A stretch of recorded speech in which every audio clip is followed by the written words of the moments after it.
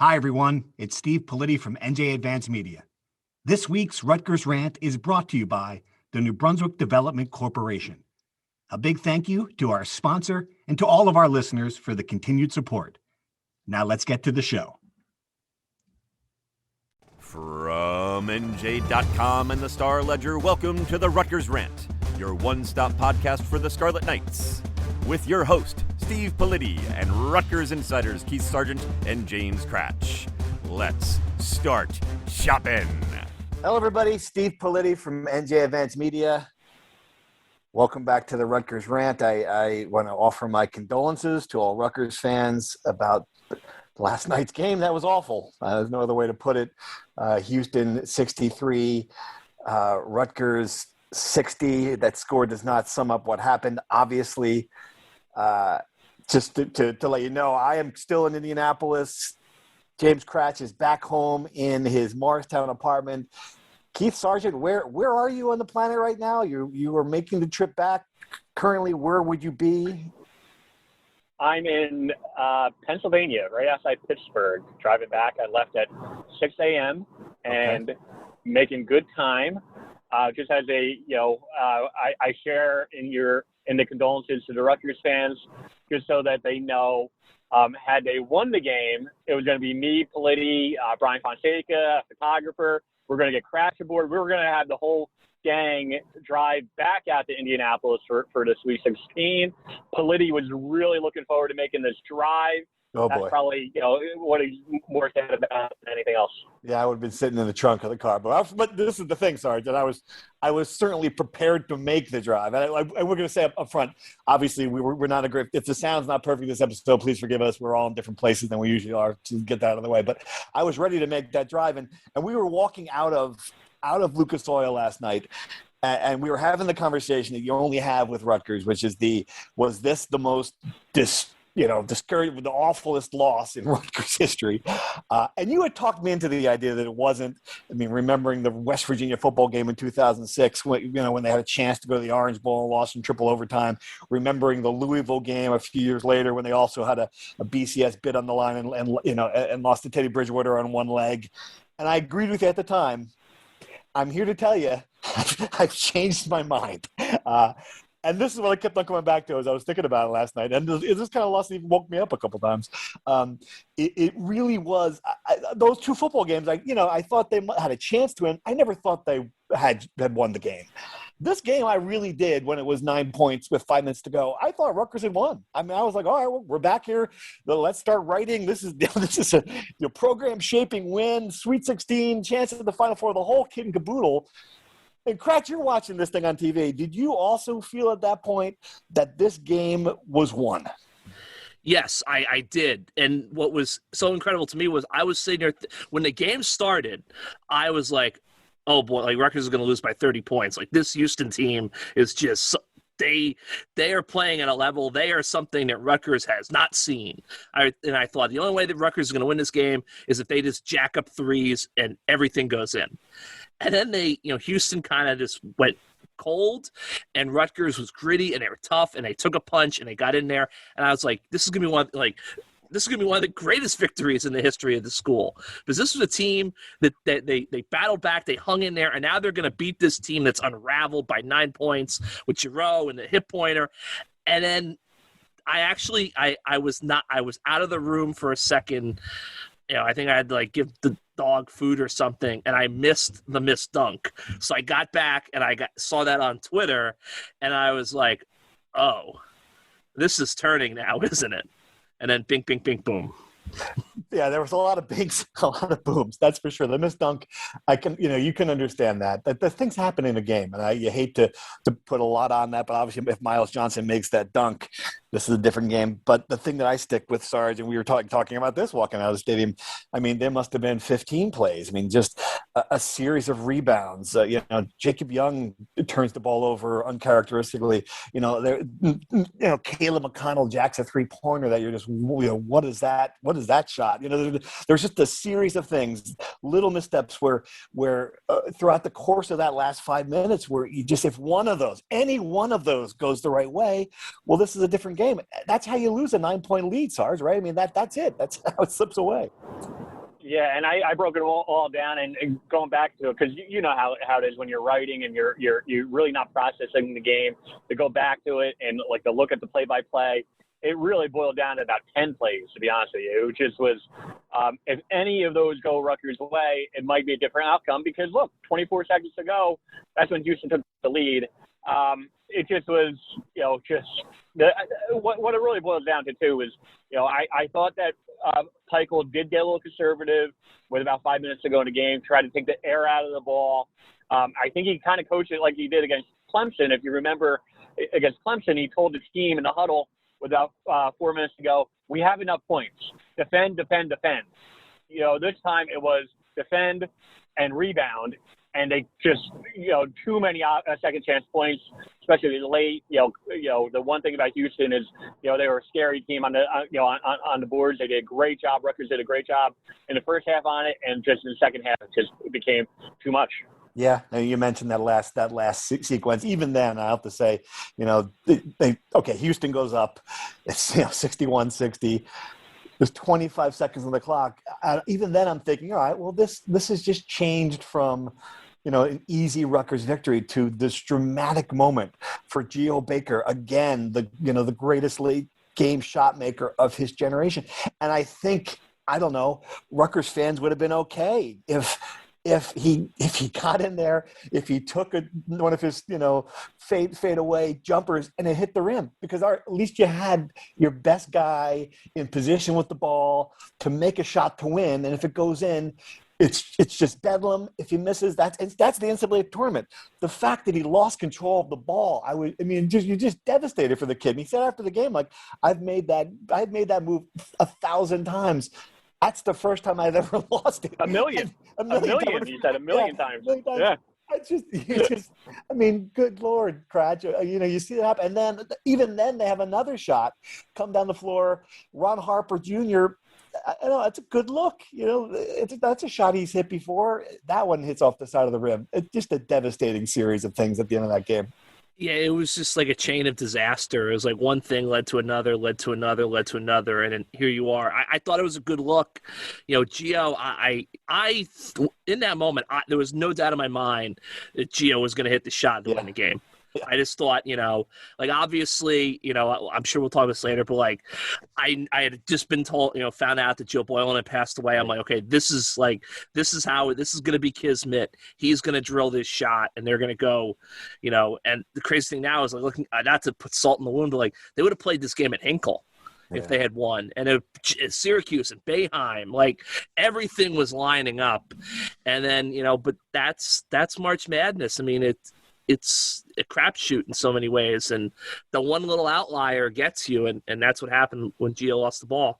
Yeah, let's talk about Joe Boyle really quickly, and just a devastating moment for Rutgers athletics. This is a guy, and I don't know if you fans know him or not, have a chance to meet him. I've heard everyone I talked to said the same thing, the nicest guy in the world, and he really was. And there was a time, when going to the rack over the last few years was just absolute drudgery. With Eddie Jordan's teams, you didn't want to go. People didn't want you to be there. Everyone tried to have a friendly. You knew they were going to lose. And you would walk in there, and there's Joe Boylan, just the one person on earth you're happy to see, because he had a story to tell, a smile on his face, ask you about you and your family. The number of people who have reached out to me after I wrote a column about it, just to tell the story about how Joe Boylan made an impact on their lives. For him it looked like he was going to rally at a stroke on Wednesday. It looked like he had, he still couldn't speak, but he was going to make it, at least with the thought. Then there were some complications, took a turn for the worse. Died before the game. Steve Peichel did not tell the team until afterward, which is certainly understandable given all that was going on. So, just a devastating moment, Sarge. Not only does he have to walk into that locker room, their careers are over. Now he's got to, the players knew him. They traveled with him. They sat on the bus with him. They loved this guy. And just to echo that, I've known the guy for, I knew Joe for 15 years. I remember just the amount, as he just, I pride myself on trying to get as much, historical perspective and stuff. I remember talking to him probably about 15 years ago for a story, and kept a good relationship, all that time. One of those guys where you call even if it's just for a story and you need one quote, you're going to carve out a half hour because you're just going to listen to him. You're just going to you're just going to pick his brain on stuff and just what everyone's saying is true. As nice of a man as you'll ever meet. And look, the one thing where it relates to the team, this is a guy who traveled, this season they haven't really traveled. The radio crew, Jerry Recco and Joe Boyle have been doing, a good majority of games. Now, keep in mind, he did go to the Minnesota game. Like, March 6th, Joe Boyle and Jerry Recco were on the road with the team. And for the last, 5 years, they've been on the road with the team. You develop bonds and bus rides and all the other things that, you forge relationships. Geo Baker talked about, just, learning from Joe.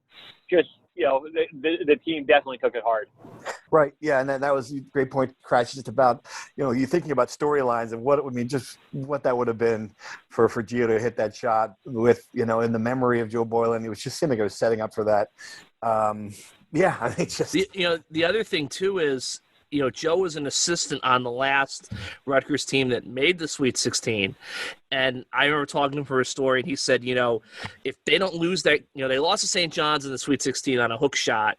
They had beaten the Johnnies twice in the regular season, and he was convinced that if they get past St. John's, they would have mopped the floor with Penn in the regional final, and they would have been back in the Final Four. Right. Wow. And who knows what would have happened after that? So, that would have loomed over it. I mean, just to echo what you guys said. I wrote that story a year ago, all runs there now, about that tie game at Madison Square Garden with the Chinese national team, and I talked to several people about that, and the memories were there. They kind of remember Joe. Not only do you remember everything about the game, then we talked to 10 minutes about the geopolitical situation of China in the 1970s. He was an incredible man, so worldly, just so tragic, so awful to lose him like this. And I can't imagine. What, as you said, what Steve Peichel had, first off, he had to coach the game. Right. He's friends. They're good friends. Yeah. Right. Good friends knowing this. And then to break it to those kids, I mean, just a tough, it was just cruel. That's the best way I can put it. All right. Yeah. All right. Well, real quick, just as it relates to basketball, because we'll talk about this. Let me ask you this, Steve. Do you think in some way, it makes it a little bit easier for the team, the players, Geo Baker, namely, and Ron Harper, who missed the final shot, to kind of process the loss better. That there's more to life than the game. I mean, it just in any way. Do you think they'll be able to process it better and be able to kind of move forward and maybe from a big picture standpoint not let this loss linger? That's a great question, Sarge. I mean, I maybe in the long run, it's so close to it right now. It just seems like it's a pile of misery. That's the way I felt about it. I don't know that it makes it easier for they invested so much time into that team. That was their opportunity. That was their shot. That was their one shining moment. They knew it wasn't going to happen again. I have to feel like, there's just two, it's just multiple layers of grief. Kratz, do you agree? I do. I think someone tweeted us that Kenny Smith said, there are games in his career where he just losses where he just never watched. Yeah. This is not one that anyone in that team's ever going to pull the tape up on. Right. And the other part about that, and we haven't gotten into this yet. We talked about missed opportunities. The Sweet 16, when you get there, now you have an entire week. The game wouldn't have been until Saturday. It was just going to be a Rutgers palooza of attention, of stories written, of they saved the program. Go back to 1979. They were going to be the Oral Roberts of the East Coast, essentially. And the fact that they're playing Syracuse would have added just another layer to this. This game would have been just hyped up for an entire week. And then if you look at, this is really the other worst part of the many worst parts. Look at the teams left in this region. 8 seed Loyola, of course, they look better than that. 12 seed Oregon State, Syracuse, you already beat them. Of course, you didn't beat them. You didn't have McNamara's kid. I'm sorry, you didn't have Baham's kid. But still, they're an 11 seed. They're certainly not an unbeatable team. It's not crazy, Cratch. If they had gotten there, that's a puncher's chance to get to the Final Four. No doubt. It's almost like I remember last year before the tournament got canceled. I remember thinking if they can get a draw where they're in the East region and they somehow get through and they go to New York, this team is going to the Final Four. And I feel like it could have been a similar situation with the teams there and the fact that, tickets, Rutgers fans were going to start to get, like, if they were in the Elite Eight, the place was going to be a Rutgers crowd. Yes, it was. Yeah. So I just, look, I think this is one of these things that it's, Jim's right, like, you never get over this. You move on at some point, but you never get over this, and it's always going to gnaw at everyone associated with Rutgers, I think, what could have been. All right, let's dive into true or false, guys. And this is going to be a themed true or false. You guys know the rules. Let's do it. True or false? Gio Baker will return next season. James Kratch, true or false? I'm going to say true. Whoa, all right. That's a curveball. Kratch, I'm sorry. It's true or false? False. Yeah, I'm with you on that one. False. True or false? Miles Johnson will return next season. Kratch? False. Wow. Okay. Sarge, what do you think? False. Yeah, I'm there with a false as well. I think they're tied together, and I think Miles Johnson has more on his mind than his basketball. I think he already said he's applied to multiple schools for engineering. So I mean, this is a kid who obviously it goes beyond basketball decisions. I think he has something in his mind. True or false? Montez Mathis will return next season. Kratch? False. You think he's gotten all right? Sarge, true or false? True. I'm with you on this one. True. I think he's going to be back. He sees the opportunity for playing time now. True or false? We're missing someone who's not going to be back next season. Kratch, is there someone here on this roster that we're just not seeing that's going to leave?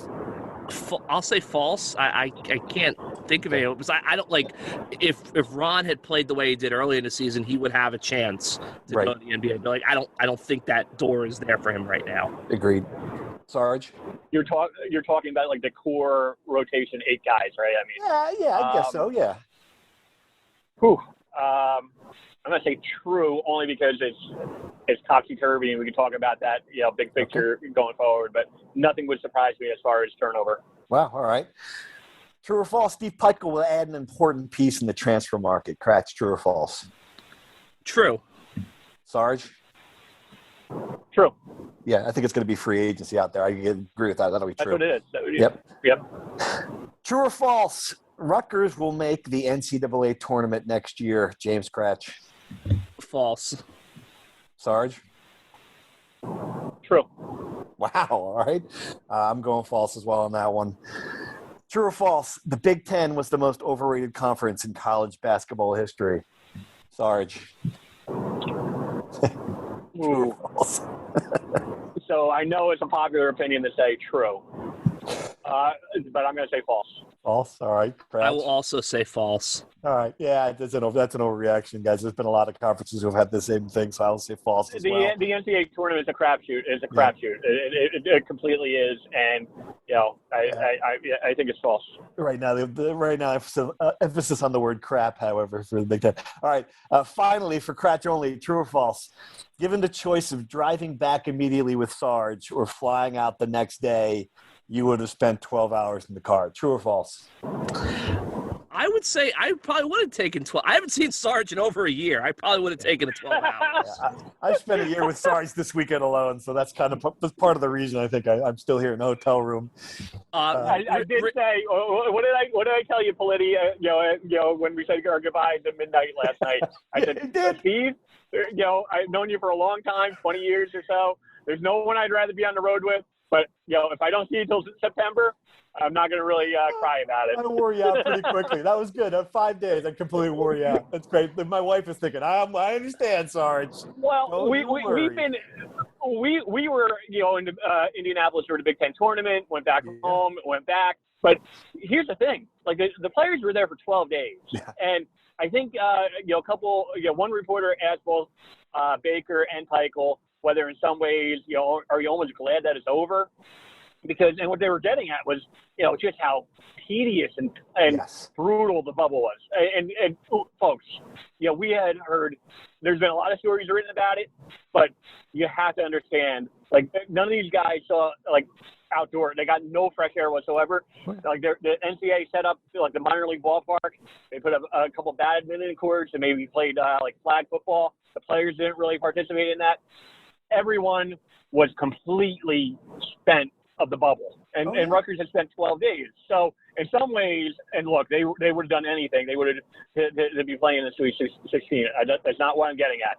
But at the same time, being in Indianapolis for 12 days, not being able to leave your room, not being able to get fresh air, it wears on you. I don't think it's any question it contributed to some of these upsets, Cratch. Some of these teams look at this and said, thank God I'm out of here. No, and the other thing I was thinking about too was, and I want to make this clear, like, it's not a knock on these schools, but you have these Power 5 Big Ten programs that have been testing every day and isolated in a bubble, and they're playing teams from these mid-major schools that for financial reasons, for geographic reasons, because they're in parts of the country that aren't as COVID, thoughtful as others.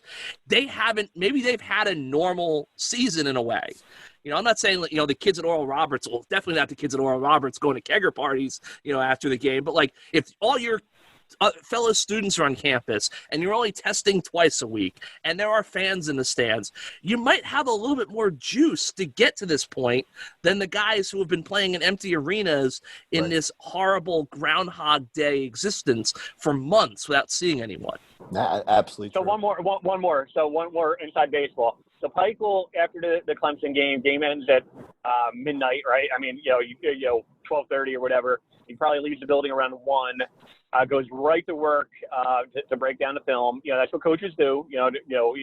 That's kind of what his job is, to kind of prepare for the next game. I get it, but got no sleep. He talked about it. I talked to someone inside the program on like Saturday night, and they said basically Pikeville was on probably like a 36-hour binge without sleep, without fresh air. Just they told him, you got to go outside and take a walk. Basically, you had to go step outside, go to the minor league ballpark, kind of like almost prison, like that scene in that you get 30 minutes in the yard. I mean, that was the way it was painted to me. So, again, to reiterate, it wasn't easy on the coaches, on the players, but when you hear that, it was an NCAA tournament unlike any other. All right, let's go through next year's team, guys, and then you'll note when I was doing the true or false, I did not have Jacob Young on there because it's absolutely clear, and it's been clear for a long time. If you've been even paying a little bit of attention, Jacob Young's 24 years old. He was not going to come back. He graduated a year ago. Yeah. He wasn't going to come back for another year. Nor should he. You've got a window now. His father, I talked to his parents, and his father, only played 3 years in the NBA, but had like a 14-year professional career overseas, made some money, traveled the world. I think that's probably where Jacob Young's headed. He's ready for a change. Good for him. He's earned it. The Gio Baker thing to me is fascinating. And I know you said true, Cratch. I want to hear why. To me, though, I just see a guy who's given everything he's got to it, who made his impact. I mean, what does he have to gain to come back, especially when he knows how hard it is to get here? The reason why I said true was just, and the story I wrote, the reporting, I got the feeling that he really hadn't made a decision. And I think that Gio is a guy who has a small circle, but those people mean everything to him. And I just, and a lot of his circles at Rutgers, Pikeville, TJ Thompson, his mom is close. So for me, it was the way Gio reacted. And look, that could just be emotion in the moment. It's entirely possible that it's a situation where if you had told Gio, you have to make a decision right after this game, he'd be like, I'm coming back. I have unfinished business. But then by Friday, he might be like, okay, everything calms down. Just the fact that, it just seemed like maybe he was leaning that way. It wasn't giving it up in that press conference. And I think that if, the other thing too is if the NIL stuff passes, and I think the NCAA after this disastrous, couple of weeks is going to have to get it done. Gio Baker he is the most marketable major sport Rutgers athlete by a mile. Yeah, I just The other thing too, I think Sarge is right. If Miles says I'm coming back, I think maybe Gio comes back. Yep. If Miles is gone and then maybe Gio's like, okay, like I'm moving on. But if Miles comes back, I think they can make the NCAA tournament. All right. Sorry, just something to add about that. Yeah, I was gonna say, Crash is right. I mean, two things. One, Gio Baker hasn't experienced, for a year, like the big man on campus. He's so popular on campus, and he knows that. Like, if we are to go back to some normalcy and get fans back in, he'll get the experience, and that would be what maybe Pipe could sell him on is, look, you come back, you get to experience what being the big man on campus is all about, because he's so popular on campus. That's one. Two, he's been at the forefront of this NIL stuff. He's very close with Isaiah Livers of Michigan. Both of them have been at the forefront of, with Ramogi Huma and the College Players Association. So maybe he becomes almost like the front man with that. Like maybe it becomes his mission. He comes back and says, I'll give it another run, and he becomes he's in college to kind of speak out about it. What can Gio Baker make, Cratch, if he stays here? You have the NIL. I mean, how much money are we talking about, you think? That's a great question. I know I pulled up an Axios thing, and they said with Axios had some firm kind of project it, and there were some prominent all-American caliber women's basketball players who they projected could make six figures, like $500,000 with social media ads. I tend to think, look, Gio's not going to do a Dunkin' Donuts commercial like Eli did. Like, that's not going to happen. Hey, Rutgers Rant listeners, it's Steve Politi from NJ Advance Media. We appreciate you supporting this podcast and the sponsors who help us continue doing it. This week's podcast is brought to you by the New Brunswick Development Corporation. If you listen to this show, you love Rutgers. And if you love Rutgers, you know the positive impact that DevCo has made on the campus and its community. We thank the New Brunswick Development Corporation for its continued support and for helping make this podcast possible. Now back to the show. But I think Gio's social media, he has a following nationally now. Like, he can make money. I mean, there's a lot of money being made. It sounds silly and trivial on Instagram ads, on TikTok ads. I think he could do that. I know a PR firm in Virginia, right? A PR firm in Virginia that probably would have some ads. I would say, another thing I thought about in this NIL world, and I think Pete Thamel had a great tweet about this. NIL is going to completely change the media college sports existence, because you can't tell freshmen they can't talk to the media, or, it's a bad loss, no one gets to talk to reporters. Right. That doesn't work anymore. So I would say, for instance, if NIL happens, Eli got paid to go on the Fan. Gio, I'm just saying, Rutgers Rant, we can work something out. Imagine that. Like, the starting quarterback at Alabama has a Monday spot on Feinbaum every week, and there's not a damn thing Nick Saban can do about it. This is a three-man podcast, Crash. So are you advocating maybe we get rid of Politi for this? I mean, Gio, Sarge, and Crouch? Wow. We could do that. Like, we could just do so I don't look, I think Gio could make Baker, and I get it. I'm fine with that. I think Gio Baker could make six figures probably. That would change the dynamic of it, certainly. I don't know if NJM has NJ Advance Media has the budget to pay Gio six figures. Yeah, right. I mean, they're already paying Politi six figures, so I mean, they're not going to be able to pay them both. Especially after what we ate at St. Elmo's this week, the budget's gone. All right, so let's break it down. Let's say, for the sake of argument here, that both of them leave. Both of them come back. I think you're right. This is an NCAA Tournament team. Of course, you have experience deep. You got one of the best centers in the league, one of the best guards. If both of them leave, all right. So your lineup, obviously, Ron Harper Jr. I think he's going to stay. You plug him in. He is an all-conference performer. That's one. Let's say Montez Mathis comes back and develops. He was a great player early in the year. Perhaps starters' minutes make him a good cog. Paul Mulcahy's a starter. He's going to be back. Caleb McConnell, I think you saw flashes of what that kid can be, certainly, and the way he played with the double-double against Clemson. Cliff at center, another good piece. You got to figure that he would need some more time to develop, and then you wonder like what you have on the bench, on Palmquist. Who are these guys who are going to come in and make a difference and step up? And what about the freshmen that are coming in? Obviously, there's a lot of hype about a couple of those kids. Where is that team, Cratch? How many Big Ten wins does that team get you? I think that team probably has like 6 to 8 Big Ten wins, and if you add a shooter from the portal, if you add another big man, if Dean Reiber, we kind of forget, but like Dean Reiber like showed some stuff against Luka Garza in that first Iowa game. That's true. Hung in there, he was tough. If those guys develop, I don't think Rutgers is ever going to be like they might finish with a losing record, but I don't think they're ever going to be like a horrible team going forward under Steve Pikiell. I think they're going to be a NIT-ish team where if everything falls right, maybe they're on the bubble and they're in a hunt in late February and March. But I think they're right now, I would say this is a team that probably is 6 to 8 wins in the Big Ten, but they'll have a winning record because Pikiell will schedule smart in a non-conference. Sarge, you thought they're going to make the tournament, so do you disagree with that then, I guess? I do. I think, first off, Pikiell's good at developing. We get that. You mentioned Reber. I'm kind of intrigued to see how he develops some of the younger kids. I think Paul Mulcahy will take a step up. He really played really well in the postseason. Cliff, I'm intrigued by him. But again, I think the free agency aspect of it, guys, like we have no idea what's in store. He's going to be able to. He has a lot to sell now. Making the NCAA tournament for real. Really, they should have made it obviously a year ago. The facility. This is not the Rutgers that we've covered before. We're talking about again, this is going to go on a tangent, but follow me here. Everyone's talking about like Indiana. Like, why is Indiana kind of? And people are like, well, no one cares about Indiana's tradition. Well, you know what? No one cares about Rutgers' bad tradition. So. Now they have some success under Pikiell. He's a proven coach. They had the facility.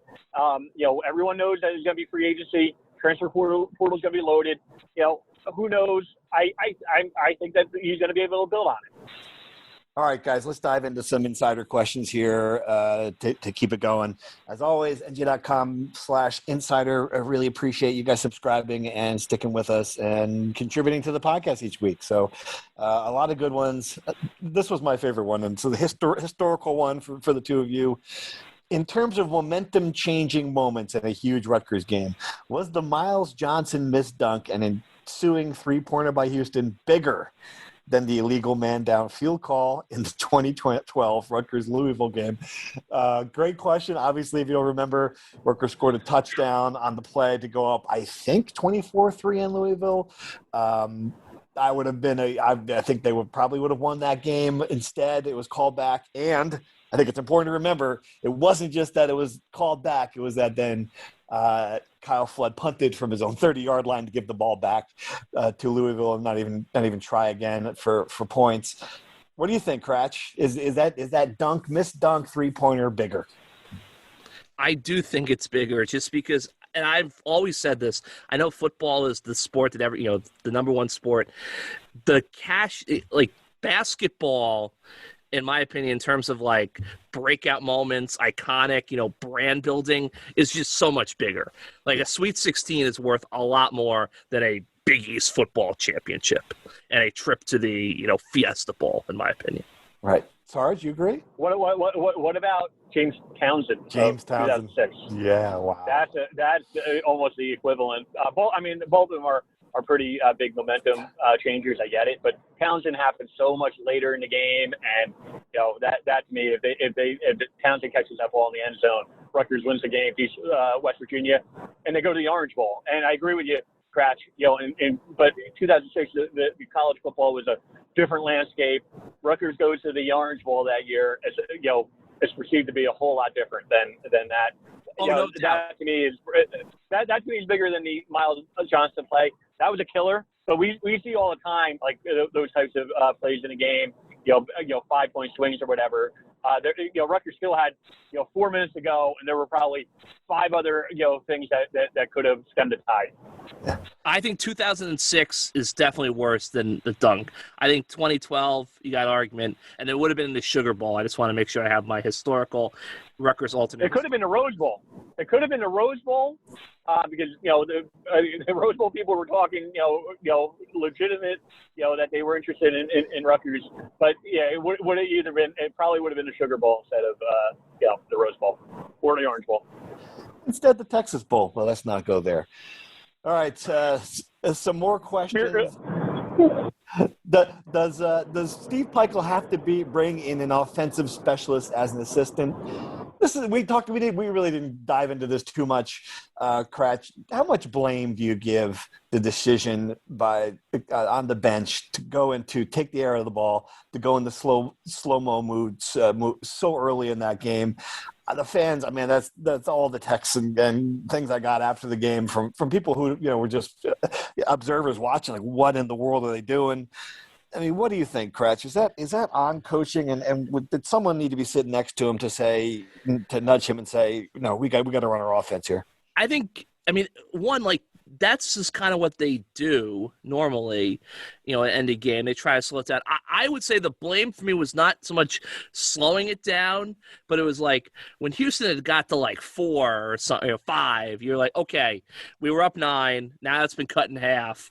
Maybe we should readjust. I thought it wasn't so much starting to take the air out of the ball, but it was keeping with that approach. They should have at some point said, okay, we got to start attacking now. So, yeah, Sarge, how do you feel? I really didn't think it at the time because they had so many opportunities. I was thinking, why can't they get a rebound? I just felt like I'm watching it in real time. Houston was 2 feet above them on every play, getting the rebounds at the end of that game. Did you think they took the air out of the ball too soon? I think 2 things. I think maybe Peichel knows his team a whole lot better than the fans or us. I think he might have looked at his team and said they were done. They were spent. They was too nice after. He knows his team pretty well. I think he 5 minutes in the game, you walked over to me and said you didn't see any path to Rutgers winning that game. Houston was a very talented team. That's a Final Four team. The fact that Rutgers had made that run and got ahead of them is a credit to how they defended. Defense takes a lot of energy out of you. Rutgers did an amazing job on the boards and in the first half, not so well in the second half. I think he thought that they were spent, and I think that's the reason why I think he tried to take the air out of the ball. At that point, I think he just he had a good read on his team at that point. We have a lot of comments about the offense this season and just the way the offense is run and the lack of creativity and the lack of movement in it. One texter had a long string of comments about it, and I'm sorry, I'm going to paraphrase. It's hard to read all of them, but just watching some of the games this year, watching the tournament game with BYU and the way the ball is just constantly moving. Whereas Rutgers, you're looking at a lot of ISO, a lot of standing around. Cratch, is there something to be said for this? That this offseason, and as they're evaluating what this program's doing, that you're playing. This is a team that knows how to play defense. This is a team that knows how to rebound. Is there something different they need to do, just in general, when they start over next year? So my understanding is, and Sarge, correct me if I'm wrong, I'm pretty sure I'm not. Carl Hobbs is the offensive guy. Now, look. Steve Peichel Carl Hobbs is not leaving his staff. But if Carl Hobbs does get a head coaching job, and it seems like, I think he was in the running for the Howard job last offseason, he is interested in being a head coach again. I think at that point, yes, it might be smart for Peichel to go outside of the program and find his Sean Gleason. I do think now. I don't think that really happens much in basketball. I think it happened at Michigan, where the guy. Last name starts with a Y. It's on the tip of my tongue. But Beeline kind of brought him in. He fixed the Michigan offense, and they took off. I do think there is some value to that. I just think that they're not going to get an outside hire unless I think Carl Hobbs gets a head coaching job. Right. Well, that's the other part of that is. Yeah. Go ahead, Charles. I'm sorry. Yeah, ball movement and offense is predicated on personnel, and the thing that's missing from Rutgers and missing all year was a stretch 4, and it's the hardest position to recruit in college basketball, but they just were so they had guards and they didn't have enough guys who could get onto the wing and that's what it's predicated on. Like you have guys who are slashers or shooters, and you don't have enough. You need a stretch for a guy who can spread the defense on the wing, and that's what they were missing. Another question about that. We've seen meltdowns like last night before, most recently against Minnesota. What do you think the problem is? Is the moment too big for the players, or ... and this is a good point. I mean, I mentioned earlier that I was really surprised they lost this game. Maybe I shouldn't have been. We've seen these kind of things where they have a lead, and it evaporates. Cratch, is it too big for them? I mean, are we missing something here? Why have they not traditionally been able to put their foot on the throat of an opponent? I don't think it's the moment's too big for them because they beat Clemson. They beat Clemson. They kind of weathered that. They don't. It's not like they always collapse. It's not like they were the Giants a couple years ago, like where they would blow a 10-point lead in the fourth quarter and lose like every game. Sometimes they win the game. Sometimes they hold on. No, I mean I think maybe like poor free throw shooting. This is just a weird feature of this team that they got away with at other times, and it finally kind of came back to get them. All right. But they never even got to the line in the second half. That too. I mean, so you hit the nail on the head. They beat Clemson, on almost like the immaculate deflection, as it was called on the message board. They got to give the credit. They beat Clemson, and they made clutch plays. So again, we're talking about a Houston team that was just better. And again. Look, Rutgers had a 10-point lead. There's no getting around that. They had a 9-point lead with 4 minutes to go in the game. You should win that game, but I think you got to give a little credit to the opposing team at that point too. All right, here's one more on basketball. What happens to recruiting and scholarship numbers if, for example, all seniors decide to return next year? We don't obviously Jacob Young's leaving. Cratch, do you have any idea what the numbers are there? And is there a concern that they would have some odd men out? I think for next year it's going to be like a 1-year spike, like with football, and then the problem is going to be what happens on the back end. Yeah. But basketball, basketball recruiting I think is so different from football in the sense that there are always 1 or 2 like walk-on guys who get a scholarship who can but that's a year-to-year thing, and it's also just strange in the sense that with recruiting it seems like we don't really have this big build-up with recruits like we do with football. It's almost like when Caleb McConnell committed to Rutgers, it was like, who is this guy? Oh, like they have a commit. Like a lot of that stuff kind of happens under the radar. So I think it's a concern, but I think Peichel is probably he's a little bit more flexible than I guess Shiano would have with so much fewer on the roster. And finally, any news on football spring game attendance? I love it. Someone out there's like, basketball, whatever. Right? When's the spring game and can I go? There's a fan who's got things in perspective. Cratch, are we going to be able to see the spring game in person? Anything about that? So here's the situation with that. Obviously, the governor's order. You could have, I think right now, like about 8,000 people at SHI Stadium. No issue. The problem is the Big Ten. Okay. The Big Ten has a moratorium on all general attendance at all their campus sporting events. So the expectation was that when they announced they were going to allow fans of the Big Ten tournament, that was the off-ramp. They were going to kind of hand the local, basically home rule, in effect, to use the term. Yeah. They were going to allow the campuses to use their local guidelines and policies and allow people in. Now, baseball had opening day on Friday. They said no one can come.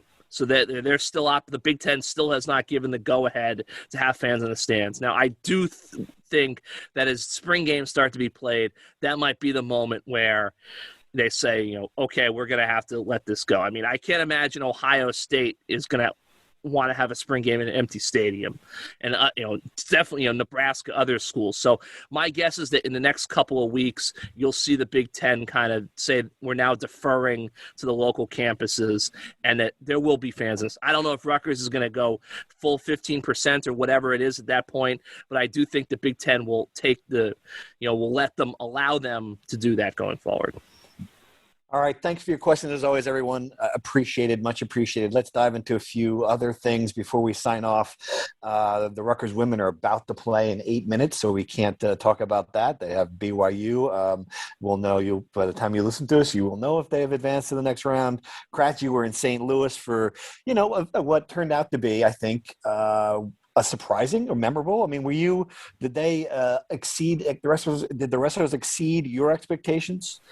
I would say it was about what I expected. They had 3 All-Americans. I thought you just swap out Mike Van Brill and Jackson Turley. I thought they were going to have 3 All-Americans. They finished, I think, tied for 13, top 15, which is what I expected. I think a weekend ended a little bit of a damper because Turley gets hurt, has to default out, and only takes 8th. And then, Paz and Rivera both lose, obviously lose in the semis, and lose in the consolation final. So they both take 4th. Obviously, I think that Rutgers would, have be a little bit more buzz if there was a 3rd place finisher there, or if John Pazanski came really close to making the national final. I think Sebastian Rivera, it was close too. Obviously struggled against Tariq Wilson in his consolation final, but Paz was very close to making the final and very close to taking 3rd. I think that when you go out of this season, they're going to be good next year. Rivera's coming back. They've got a lot of youth in there. The future is bright. And I really think John Poznanski has the ability. He could be a 2-time national champion, which is something they've never had. I mean, he is the real deal. He is the next homegrown superstar for this program. And that was probably the most important thing to come out of that weekend by far, I imagine, right? To have that next generation guy. Oh, no doubt. I mean, he is a guy who's going to be able to follow right in Anthony Ashnell's footsteps. I mean, he as a true freshman, a kid who was going to redshirt until the free year came into effect, he had, by the stats, by the facts, a better, freshman year than Anthony Ashnell. Wow. Is that right? Yeah. I mean, Anthony took, I believe he was 5th at the Big Tens, took 8th at the national tournament, made the national quarterfinals. Paz took 4th, 3rd at the Big Tens, made the national semifinals. So, great. Yeah. Lacrosse, big victory over Johns Hopkins. I guess it's not as big as that used to be, beating Johns Hopkins. I always thought that they were only ranked 15th. Lacrosse is ranked 6th. What does that change the trajectory of this team? Can we just pencil them in for the NCAA tournament finally? We can't, just because it's only like 17 teams, but they are on path. Okay. They're on path. So that has to happen this year, though, right? We can agree. If it doesn't happen this year, I mean, when is it going to happen? Right, so right. We have to talk about this. The NCAA is the most comically inept, incompetent operator. It's like, what the hell were they thinking? Like, they're some of the dumbest people on the face of the earth must work for this organization. But this is a blank. I mean, the great part about this, Rand, is I don't even know which direction. There's so many different things. That's what I'm saying. With so this first right off, now. I don't know first where off, going. let's start with the men's bubble. Okay, they've planned this thing like D-Day. And they lose 10% of their officials on the first day because, everyone's like, like, how do you have Ted Valentine walk into the JW and you don't have his hotel ready when this is a bubble? Like, come on. Like, those guys, everyone, like, don't blame the officials. So they walk in a hotel, they have no room and no food. Like, what do you want these people to do? Yes, they want, and then you don't have a good boxed lunch. I mean, you're telling me that all these restaurants in Indianapolis that have been hurting couldn't put together a good meal to give these kids. You said like they can't walk outside. Go to the minor league ballpark and play what Division I men's basketball player is like? Oh yeah, I'm gonna go play badminton in a minor league baseball field. Like. Just so stupid. But the women's, I'm sure where you're heading with this, is the disparity and the women, between the women. Disparity is disgraceful, and it's just like they just don't care. Right. And that's the bottom line. Like, no one could have looked at this thing, and said, "Oh, like this is good." Like a yoga mat and a couple of dumbbells. Just amazing. Which goes to show you that they didn't even think about having a weight room. And they were like, hey, like, Econo Lodge, what you got in there, guys? Like, well, Sarge and I were talking about this. It's funny. I thought when they were having the discussions, they had like 2 months of meetings about how to stage the men's tournament. And then finally, like some second-level intern in the back of the room raised his hand and goes, what about the women's tournament? Have we? And they're like, oh shoot, we got, and then that's when they start. It was such an afterthought for them that they just, and the funny part about this, and we didn't get a chance really to press C. Vivian Stringer about it. Her answer was kind of balanced about it. She thought it would bring more attention to the disparity, and she hoped that it would lead to more programs getting what Rutgers has, which is a practice facility that has equal as to the men in every single way, and that's the way it should be. No doubt. And I'd say, like, I saw this on Twitter, and we experienced this. Like, Andy Mills, who's the best sports photographer, in America, was not at the NCAA tournament. He was not with me in St. Louis because the NCAA said because of COVID restrictions they couldn't credential him, which is fine. I understand. But then the NCAA doesn't even have, like, they're like, oh, we can't get a photographer at these women's basketball games. And these games aren't necessarily shot by the wire. So it's like there's no photos of these games. And it had the same thing with wrestling. They had like 66 photos from the entire national wrestling tournament when they're not letting independent media outlets send their photographers in. But we have photos of like every play at the men's basketball tournament. It's just like, come on. And then for them to be like, oh, like, we were sorry. We like, what? No, you just didn't care. Yep. Like, there's no way that Dan Gavitt thought this was a good thing. This is going to work. They constantly have to be shamed into doing the right thing. And it's enough is enough. And at some point, it's the schools too. The NCAA is made up of these schools. And it's like, enough is enough. And you know what? I don't think we're going to see it because it's really hard to pull together. But, there's all talk about delaying a game in the bubble or boycotting a game. You know what I think would do the most impact? If a team like, and you could never ask these kids, like a team like North Texas or Oral Roberts, where that unit, TV money, is so important to their conference that we're not getting on a court today. Wow. That's what would change it. Because all of a sudden, if the Summit League was like, oh, that $1.4 million nut that like is going to keep everything going. Oh yeah, all the bonuses for all the muckety mucks no, we're not doing that. That is when things would change, because the Big East, the big conferences, they can weather that stuff. They can work around it. But if a mid-major said no, we're going to deny this payday for this conference, that's when it would change, because there's a lot more of the little guys than there are big guys. All right. Well, I think we've covered everything we possibly can cover this week. Sarge, where are you at now? Have you driven off the road? No, I'm still on the road. I'm I guess pretty close to Harrisburg. So oh wow, okay. We killed a lot of time on this podcast. Yeah, absolutely. So glad we can help. I know Rutgers isn't, but I mean, I'm sure there's other Rutgers sporting events over the course of the week. You down for a road trip? Yeah, I mean, it doesn't have to be Indianapolis. What do you think? Yeah, I'm not. No? Yeah, I'm gonna have to take a hard pass on that one, Sarge. I think you'd have a hard time getting Politi to make a trip to Cranford right now. Yeah, that's a great point. Yeah. Oh man! All right. Well, again, everyone, it's just that we were hoping we could have a week full of content. We were planning our stories, what we were going to write about, what we're going to talk about for what would have been a fun week for Rutgers in the Sweet 16. Didn't happen. I don't know what we'll be talking about when we get back in a couple of weeks. Some spring football, some lacrosse, some whatever it might be. But we'll still be here, and we thank you for listening. Steve Politi signing off. Thank you to Devco, as always, Keith Norton for the great introduction, Sarge and Cratch. We'll be back next week. Thanks. Thank you for listening to the Rutgers Rant. To participate in the conversation and receive live updates about the Scarlet Knights directly to your phone, sign up at NJ.com/insider.